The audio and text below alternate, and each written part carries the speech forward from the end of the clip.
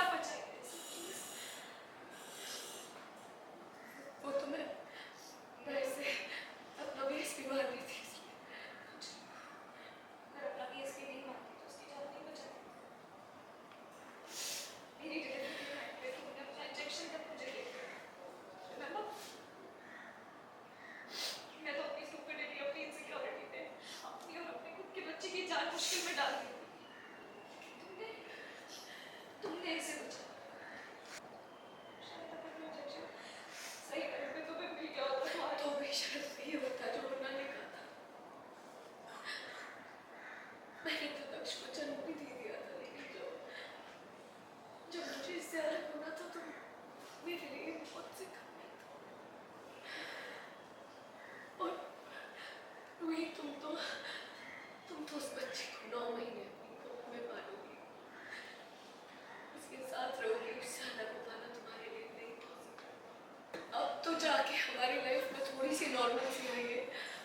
मैं नहीं चाहती हूँ कंफ्यूजन और बढ़े।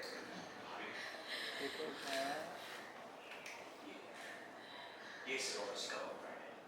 मैंने यहाँ के सारे लॉज पे रिसर्च करके ये सिरोसिस का कॉन्ट्रैक्ट, सारे क्लॉजेस एकदम क्लियरली लिखे हैं इसमें, कंफ्यूजन का कोई स्कोप ही नहीं है। बड़ा प्रैक्टिकल हो रहा है रोहित। एक बच्चे को जन्म देकर उससे अलग होने पर रूही को जो ट्रॉमा होगा उसका क्या? भैया, रूही आप दोनों की सरोगेट बनना चाहती है। मैंने तो बस इसे सिचुएशन बताई थी। सरोगेट बनने का फैसला इसका अपना है। कॉन्ट्रैक्ट में क्लॉजेस होते हैं, कंडीशंस होती है।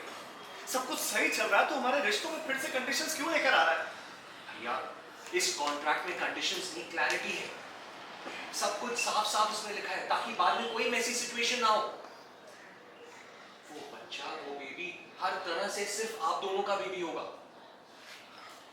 सिरोगेसी का सच बताना नहीं बताना वो भी आपकी मर्जी होगी। आईवीएफ बहुत कॉम्प्लिकेटेड होता है, फिर प्रेगनेंसी, डिलीवरी, इतना दर्द, इतना डिस्कम्फर्ट तुम हमारे लिए सहोगे? लेकिन मैं तो दोनों के लिए करना चाहती हूँ। रोहित, तुम ठीक से सोच नहीं पा रही हो। दक्ष अभी छोटा है, तुम्हें इससे भी संभालना है। इसीलिए तो ये सही टाइम है। दक्ष अभी छोटा है मेरा, मुझे इसकी पढ़ाई का, इसकी स्कूल का कोई स्ट्रेस नहीं है। इसीलिए ये प्रोसीजर हमें जल्दी से जल्दी कर लेना चाहिए। यही परफेक्ट टाइम है। Perfect time? तुम दोनों क्या बोल रहे हो? तुम्हें रियलाइज हो रहा है? ये सच जब घर वालों को पता चलेगा, माँ दादी से सब लोग कैसे रिएक्ट करेंगे? भैया, आप उन दोनों के बारे में सोच रहे हो जिसने आपके बारे में कभी नहीं सोचा।